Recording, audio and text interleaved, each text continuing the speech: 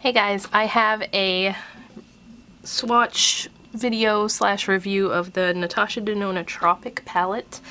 I was very excited about this one. I don't even know how to put it. I am in love with Natasha Denona eyeshadows, so it's pretty much set that whenever she releases a new one now, I end up getting it.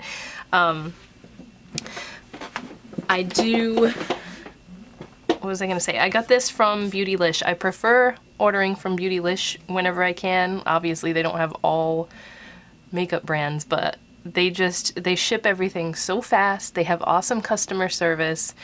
Everything comes packaged so super nicely. Like, this was in a box and then it had a ton of bubble wrap and like, what do you call it, like tissue paper around it, plus the palette itself was inside a cushioned cardboard mailer that had like cardboard cushioning. I can't really explain it, but it had like padding inside so that the shadows wouldn't get damaged. And these are like really soft shadows, so it's easier for them to get broken during shipping. But I just wanted to, I saved the box so I could show you how pretty it is. It's like this metallic teal color. And then the palette itself is like a hard plastic, which is different from the other palettes I have from her, because the other ones are all like the fake, like the pleather kind of material. So this is teal as well. And there's nothing on the back, except I did notice there's little holes to pop out all the shadows. Yeah, there you go, you can see them now, which was not on the other palettes. But anyway, you get a big mirror on the inside that I don't want to blind you with, so I'm going to cover it with the box. Here. Hopefully I can do this. Let's see. Yeah, there. As long as you can still see what I'm doing here, that's good. So what I'm gonna do is I'll swatch them in threes just to try and be more in depth here, and get all my supplies here, my swatching supplies ready. I guess I'll just go in and do it without a primer so you can see. So this first color is Peach Puff, and that is just a matte. There's a lot of mattes in this palette. This is a matte, kind of warm peach shade. Super pigmented. I kind of went in that too much. And I'll do it with a brush right next to it. So no primer or anything. That is that first Peach Puff shade. And then right underneath we have Nudist, which is another peachy shade. It leans more on the pink side. And I am putting way too much on, so I need to go a little bit lighter with the finger swatches here. That's also a matte shade.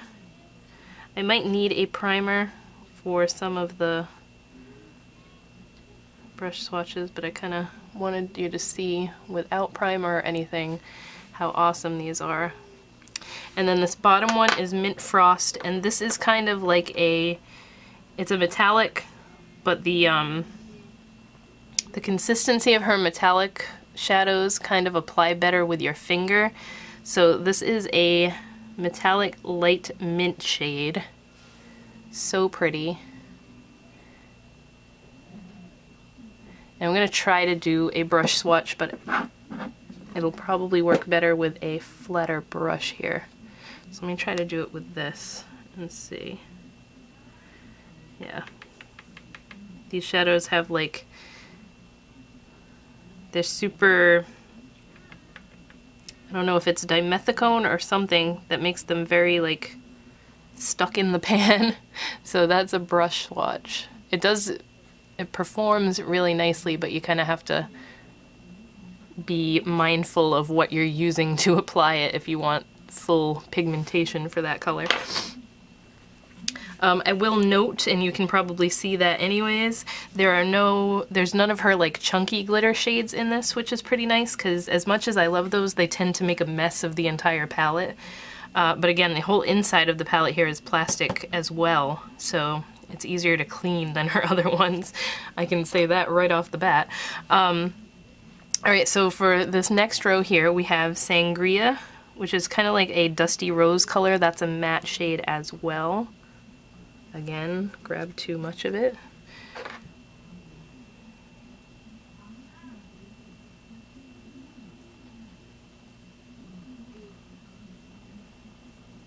So that is Sangria. Then we have Vintage Taupe, and that is a really nice transition shade. It's just a very light, creamy tan shade. Let's do that one without...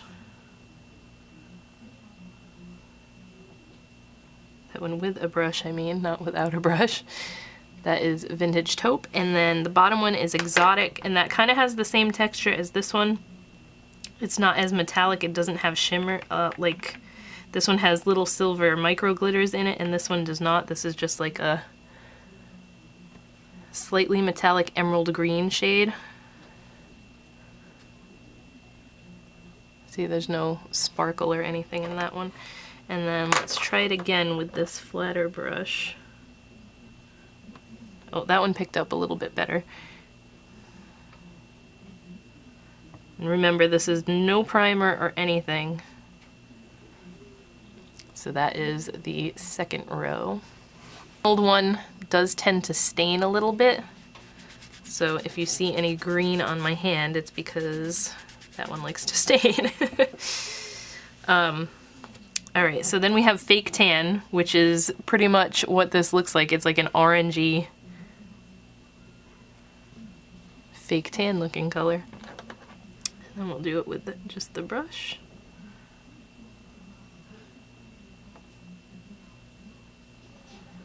Well, this one doesn't like to pick up too well on the brush.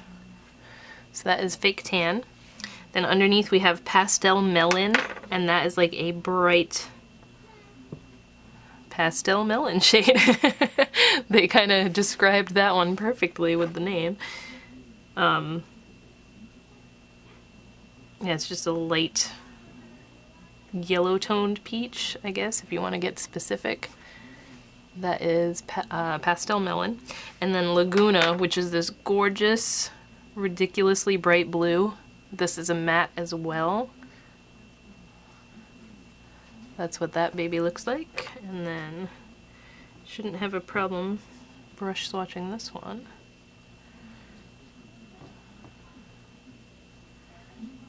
I think this one might definitely need a base here to brush swatch it, but that is Laguna. Let me do it with a base just so you can see for the heck of it. I usually when I'm using an eyeshadow base, it's this one, the Hard Candy eyeshadow primer. If I'm using a base to swatch, because it's just easy to squirt this on my hand. So I'll put this over here. Yeah, this one's giving me a little bit of an issue, I'm surprised. That one you kind of have to build up, but still a really pretty bright blue. Bright ass blue, that's like crazy bright. Now, for this row right here, second to last, we have Cocoa. This is a matte chocolate brown. Just your typical... I have hiccups. Every time I go to film, I get hiccups. This is your typical chocolate brown shade.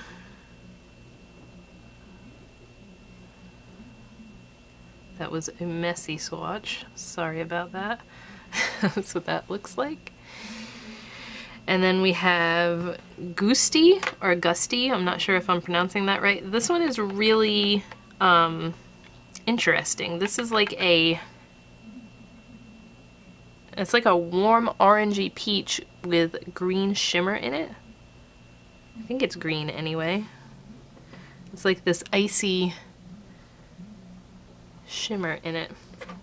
Pretty interesting color. I don't have many like this. And this might be another one that I need to try to do with the flatter brush. Let me pick it up with that. Yep, it definitely applies better with the flatter brush.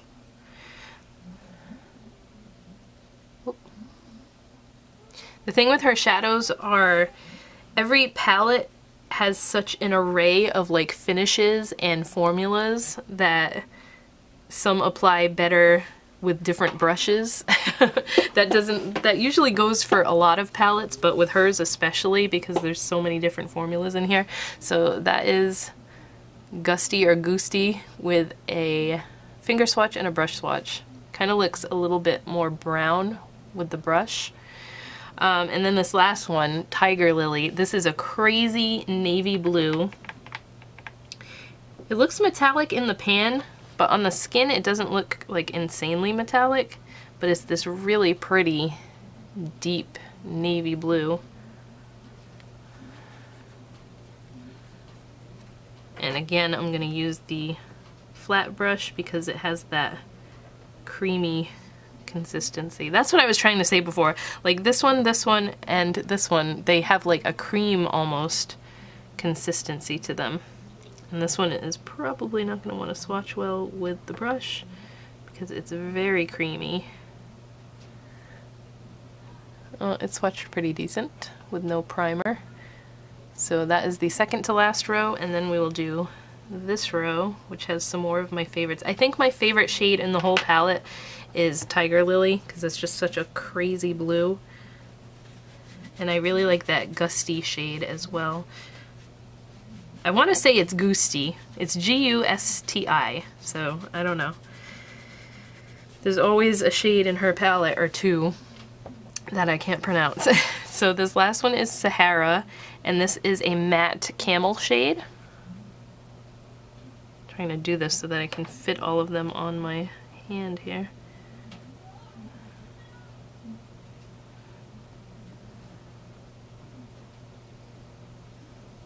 You can see how soft the shadows are though, just like tapping them lightly with the brush and you get a little bit of...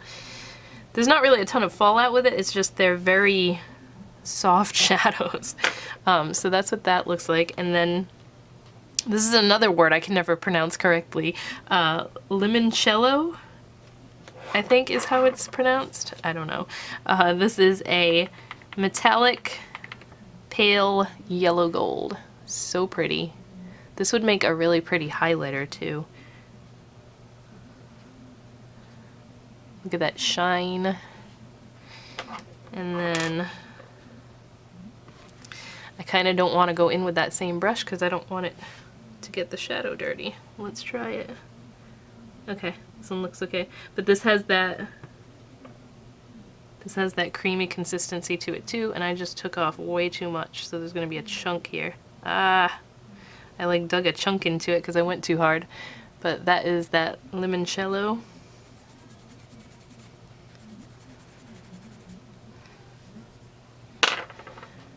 And then the last color is a matte lavender, and this is called Xena. And this is always a really hard shade to do, but this one is so nice.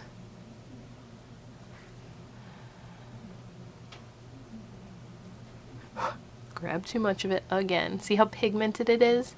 Like every single shadow in here, like all of her palettes, they're just ridiculously pigmented. So I'm gonna go in here.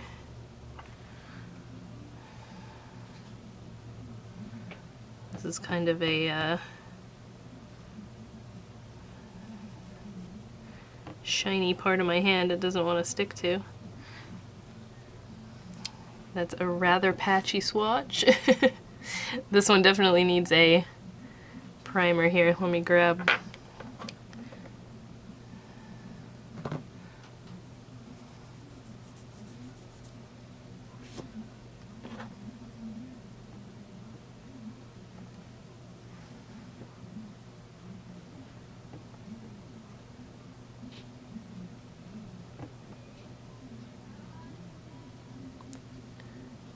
So there it is with primer. So really out of all of these, Laguna and Xena were the only ones that needed a primer to help them stick. But everything else Super nice. I mean, those are really nice shadows too. I just wanted to show them to you with a primer to show you that they actually have sticking power here. Yeah, all in all, I never have anything bad to say about Natasha Denona palettes, except the ones with chunky glitter can be messy. That's like the only negative that I've found out of all the ones I've tried. This one is gorgeous. It's going to be super nice for summertime. My favorite colors are definitely Tiger Lily, that Goosty shade, and I really like Nudist and Vintage Taupe. I like that this one has so many neutrals in it, because sometimes when I use her palettes I have to grab from somewhere else to get that transition shade that I want, but this one just has everything in it. I know there's been a lot of like the negative comments towards it, or like if you cover up this bottom row it's just a warm neutral palette, which I can see, but I just think that the quality of these shadows is so amazing. Like the mattes are the best that I've ever used. They're, in my opinion, they're better than the Viseart or Viseart, however you say it, palettes. So like these are some of my favorite palettes ever. I hate that they're so expensive, because then there's always arguments in the comments about whether or not these palettes are worth it. And I always tell you guys, like, anybody would be crazy to say, yeah, these eyeshadows are totally worth $129, but when you break down the prices and everything, there's 15 shadows in here, so if you break that down, each shadow comes out to just below like $9, so that's really not that bad. I know people say like that's a lot to spend on one palette, which I totally get. I just really, really enjoy her shadows, and I like that Beautylish does the payment plan thing, so you can pay a little at a time, which shouldn't have to be done with makeup. That's kind of stupid, but it does help when you're really like lusting after something like this and want to treat yourself. So this was the Natasha Denona Tropic palette. Totally worth it, in my opinion. I'm just gonna come out and say it. I love the colors in here. This is gonna be like an everyday palette for me. I don't know how often I'm gonna use this super bright blue, but I will definitely work that into some looks. So I hope you guys enjoyed this. I apologize for not being on camera, but I figured this was a better way to showcase this. And I want to go back to doing swatches like this, because I really enjoy how the quality comes out, as opposed to me just being on camera and holding it up and showing you my hand and everything. So that is the Natasha Denona Tropic palette. I hope you guys enjoyed this, and I will talk to you in my next video.